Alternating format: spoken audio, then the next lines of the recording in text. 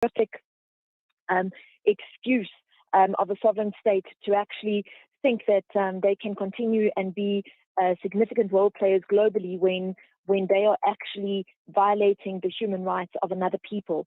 And in this day and age, it cannot be that these are moments that we actually mark on a calendar and celebrate or find significance in. And so today, we look back at this occasion, and it's a mockery of human rights and justice.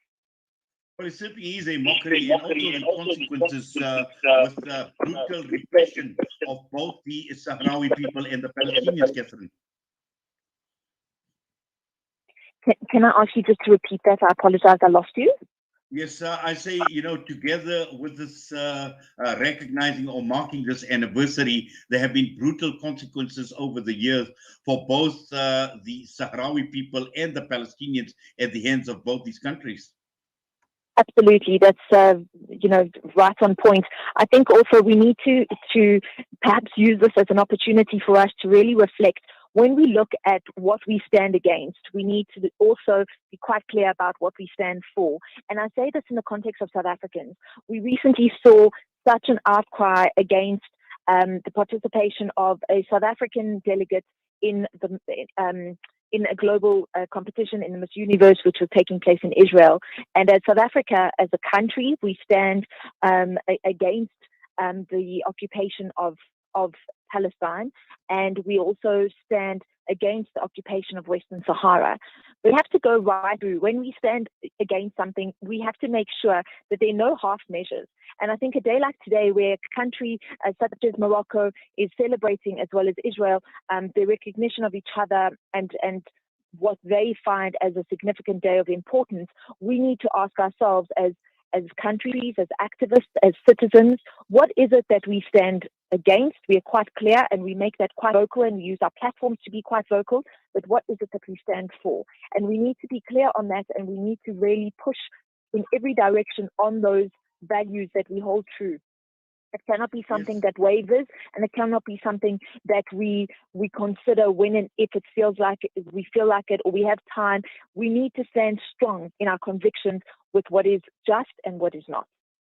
Exactly. And I think also to add salt in the wound and to add insult to injury, we've also learned about a large Jewish community that is once again flourishing in the Moroccan kingdom. And this is after a year after these ties were restored, and normalization is gaining momentum.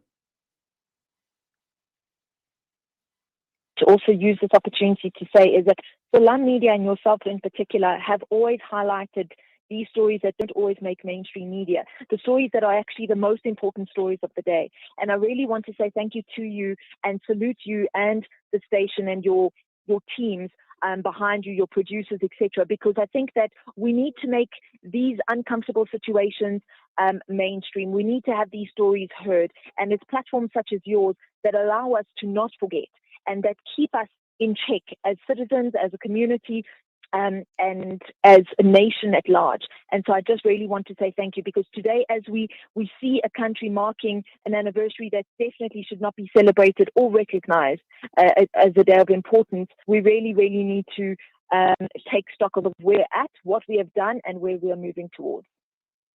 Well, thank you very much for those sentiments, Catherine. It certainly is appreciated, and at Salam Media, we definitely will continue highlighting these issues that the mainstream shies away from, other media organizations shy away from. We thank you as well for highlighting this, because I think, without yourself, we would never have known what is taking part in that part of the world, and particularly highlighting the plight of the Sahrawi people. So we wish you all the best. We thank you for all your assistance, for your help and support as well, Catherine. Please take care. Jazakallah, I appreciate that, and Jummah Mubarak to you and the listeners. Catherine Constantinedes joining us this morning, and Morocco celebrating and Israel celebrating together marking the first anniversary of the normalization of ties between these two occupying forces. The time is gone 8:37 a.m. We come back. We'll be joined by Qari Ziad Patel.